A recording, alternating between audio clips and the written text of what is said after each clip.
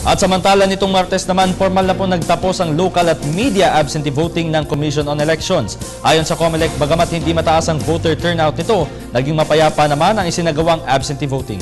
Balikan natin ang detalye sa report na nagbabalik na si Noel Perfecto. Hindi naging masayang atmosphere sa COMELEC NCR nang hindi naabot ang inaantay na dami ng mga absentee voters na lalahok sa midterm elections this year.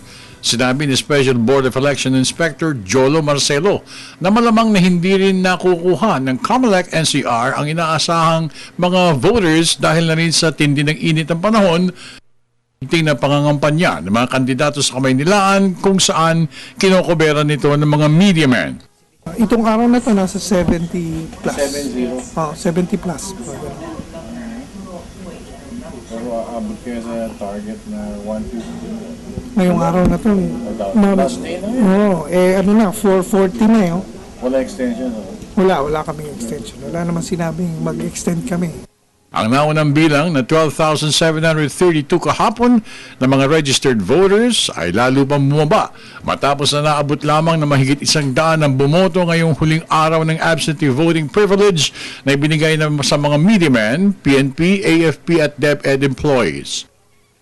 Until 5 o'clock lang, no extension. Pag kung sino yun nandito sa malapit na hanggang 5 o'clock, titignan namin kung may padating.